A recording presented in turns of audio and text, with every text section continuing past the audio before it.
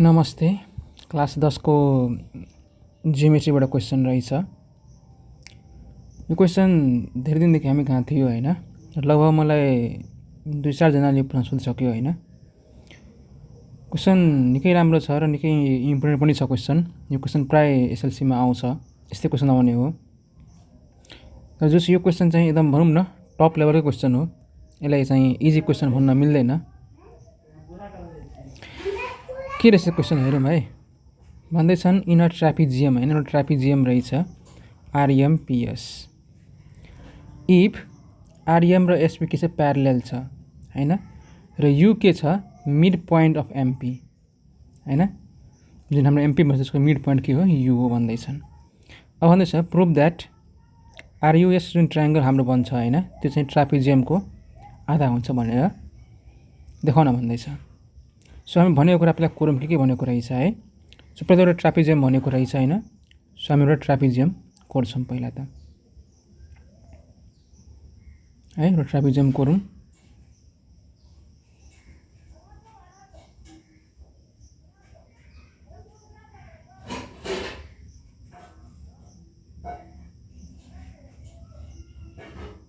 हैन, पक्कै पनि ट्रापेजियम भयो होला है। जसको नाम चाहिँ हामीले के राख्न मिल्छ RMPS। क्वेसन डिफिकल्ट छ, भिडियो लामो हुन सक्छ है। सो आरामले हेर्नुस् हैन। अब भन्दै छन् कि RM र SP के छ प्यारलल छ हैन। सो RM प्यारलल SP है त। अब भन्दै छ U is the mid point of MP। MP को मिटर भन्दैछ भनेको अर्थ यसलाई हामीले यसरी नेमिङ गरौँ। RM यसरी नेमिङ गरे हुन्छ RMPS हैन। RM प्यारलल SP हो। त्यसले के फरक पर्दैन, जस हामी जसरी गर्न मिल्छ त्यसै गरेको। अनि U is the mid point of MP भन्दैछ हैन। सो U के हो यसको मिड पोइन्ट हो। मिड पोइन्टको अर्थ भयो हाम्रो U र U इक्वल छ हैन। र अब हामीले भन्दैछ ट्रायंगल कुन ट्रायंगल लिने, ट्रायंगल RUS लिने हैन। सो RUS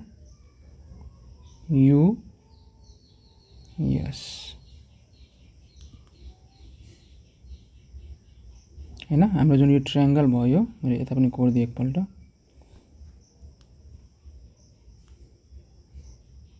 यो ट्रायंगल जुन छ हाम्रो, अनि यो ट्रायंगल के छ ट्रापेजियमको आधा छ भनेर देखाउन भन्दैछ।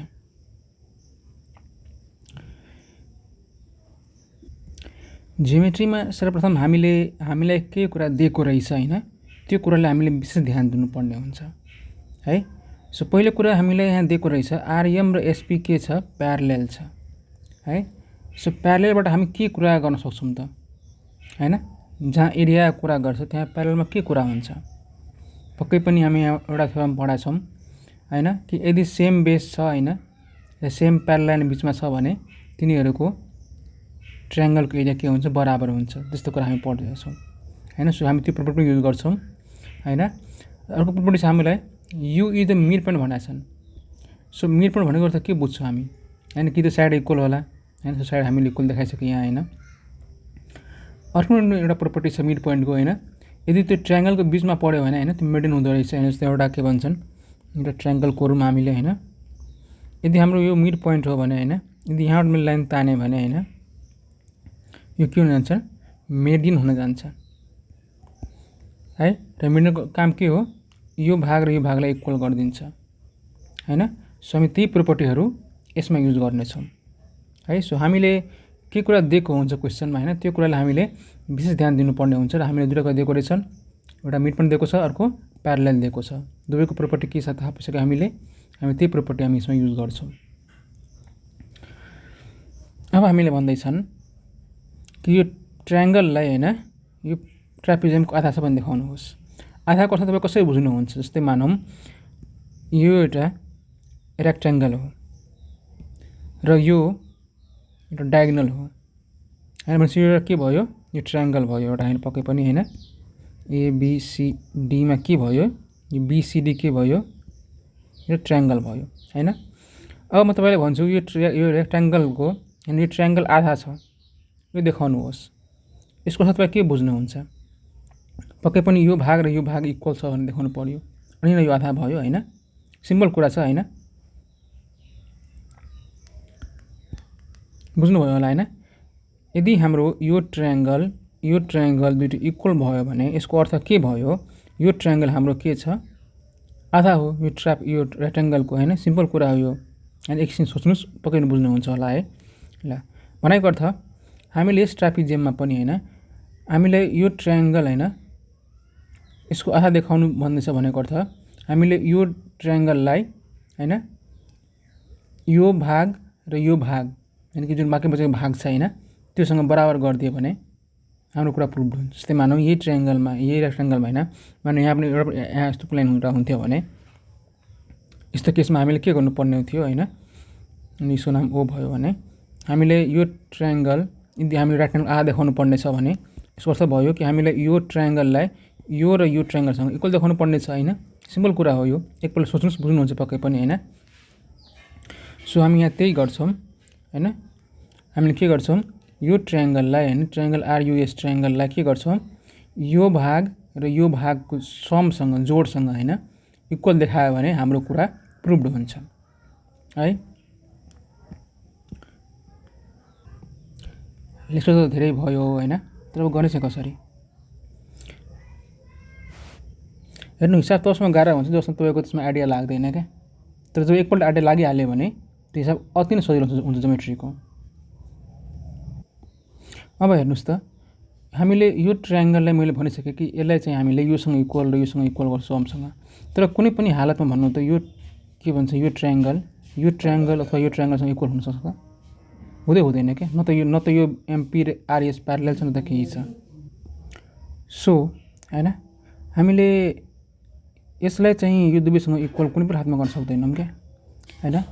सो अब चाहिँ हाम्रो के हुन्छ भन्दाखेरि नि यो ज्योमेट्रीलाई कसरी हामी लिन्छौं भन्दाखेरि एउटा बाटो पत्ता लगाउ जस्तो भयो क्या। यो चाहिँ बाटो पत्ता लगाउनु हुन्छ नि, एउटा गेम हैन, पत्रिकातिर पढ्नु भयो होला हैन, कसरी चाहिँ गर्ने त।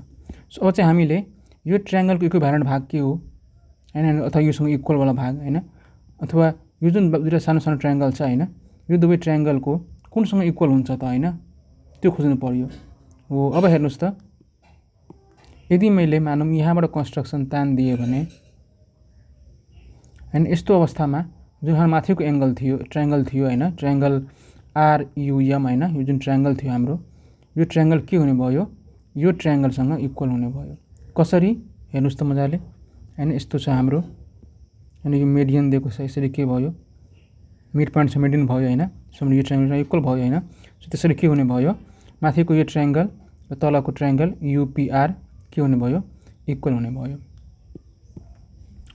त्यसैगरी हामीले मानौँ यतातिरबाट पनि के भन्छ, एउटा लाइन तान्दिए भने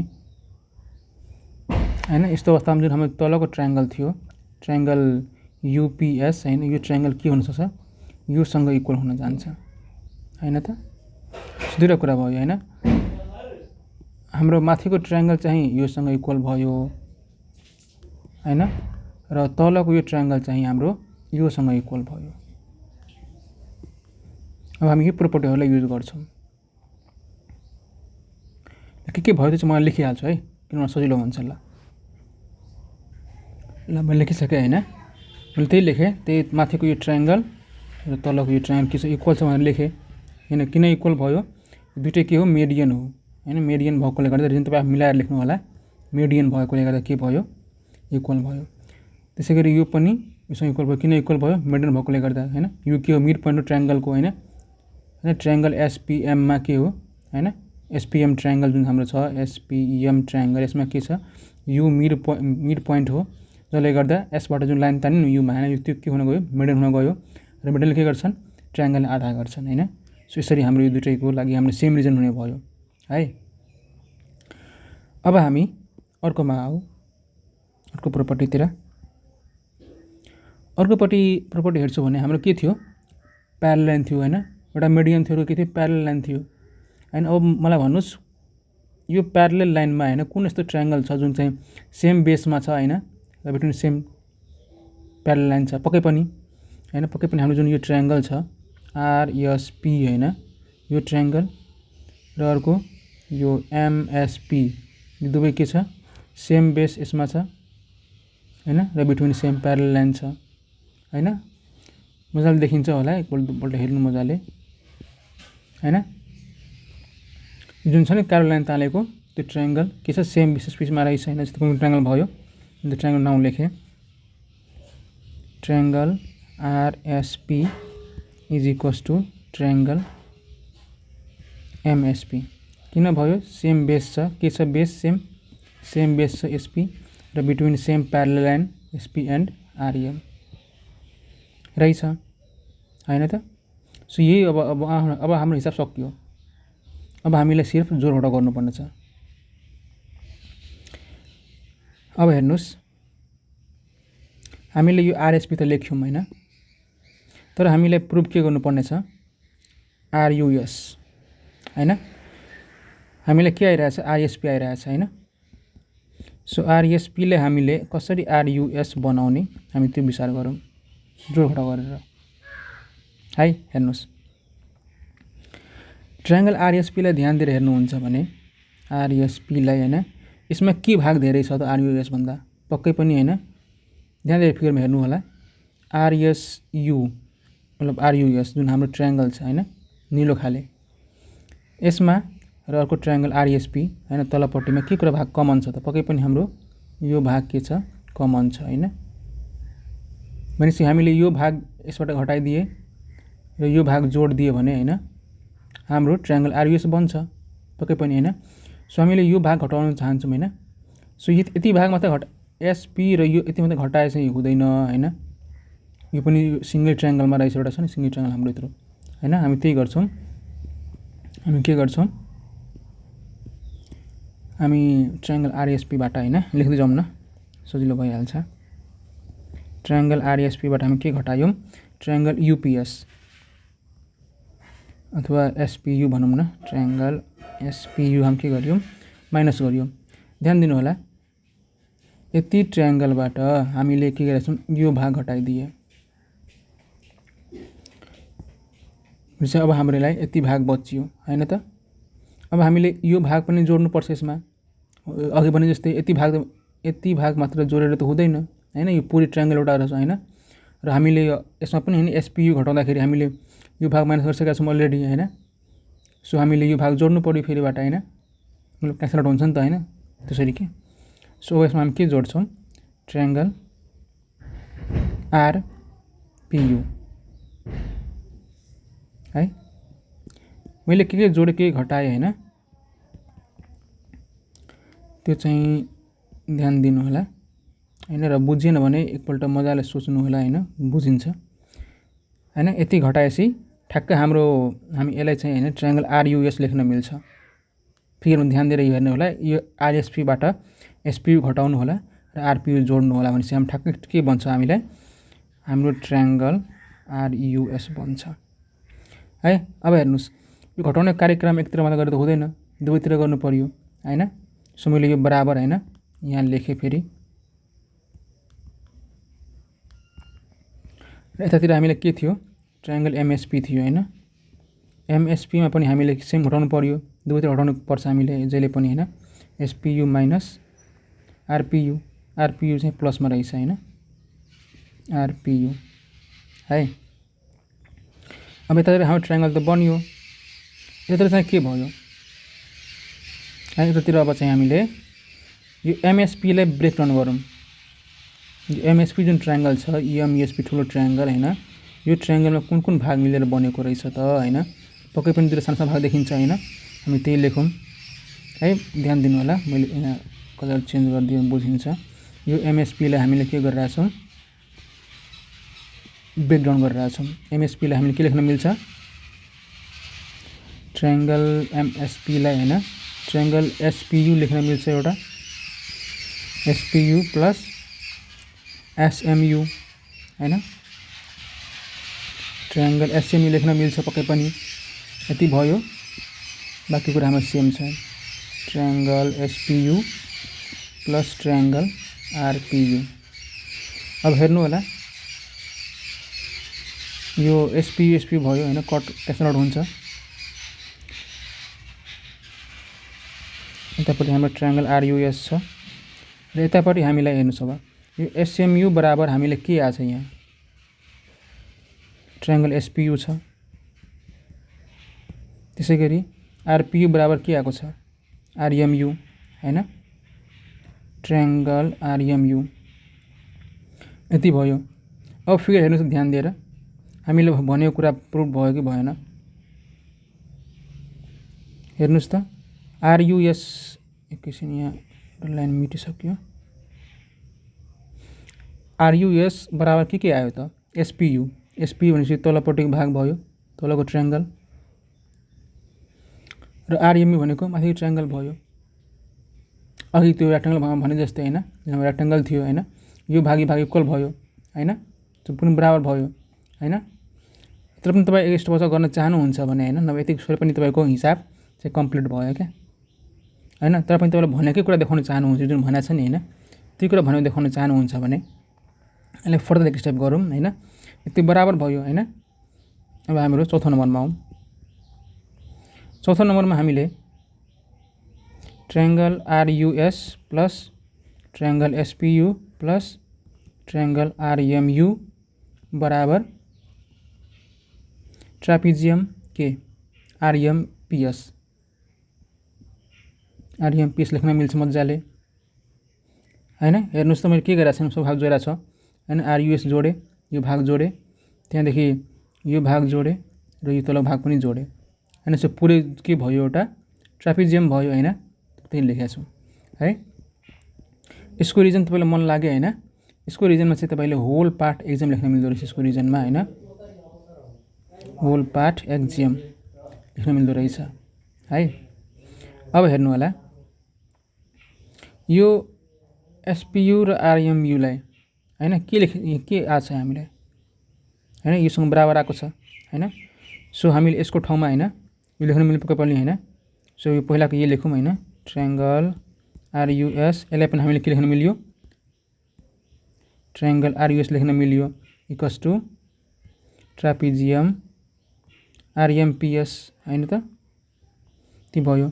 अब यहाँ चाहिँ हामीले 2 ट्रायंगल आरयुएस बराबर ट्रापेजियम आरएमपीएस लेख्न मिल्यो हैन। अब ट्रायंगल आरयुएस बराबर यो 2 उता गस के हुन्छ आधाम जान्छ हैन यो त अल्जेब्रा आउनु पर्यो त्यो त हैन आरएमपीएस यति गरेपछि तपाईलाई भनेकै कुरा तपाईको प्रुभ भयो।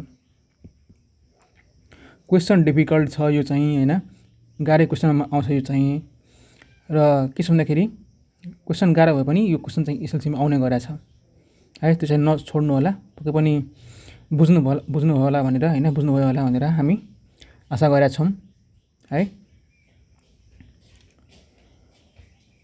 र तपाई बुझ्नु भयो र यदि भिडियो यहाँसम्म हेर्नु भयो भने हैन तल कमेन्टमा चाहिँ केही कमेन्ट लेखिदिनु होला जस्तै बुझे भनेर कमेन्ट लेखिदिनु होला हैन हामीलाई पनि के हुन्छ एउटा सन्तुष्टि हुन्छ के हाम्रो स्टुडेन्टहरु बुझिरहेछ भनेर। यदि बुझिएन भने हैन कुन पढ्न बुझिएन हैन त्यो चाहिँ भन्न सक्नुहुन्छ हैन। र हाम्रो WhatsApp ग्रुप पनि छ हैन त्यो पनि जोइन गर्नु होला। क्वेशन निकै राम्रो छ डिफिकल्ट क्वेशन रहेछ है पक्कै पनि बुझ्नु भयो होला।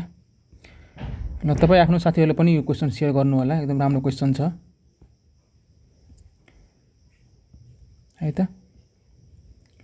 रिजन चाहिँ मैले लेखिन सबैमा हैन रिजन तपाईलाई थाहै छ यो चाहिँ मिडियम वाला रिजन भयो यो चाहिँ तपाईको थाहै छ रिजन हैन यो जोडो गरे के रिजन पर्दैन यसमा हैन यहाँ चाहिँ तपाईको होल एक्जाम भयो हैन। ल धन्यवाद।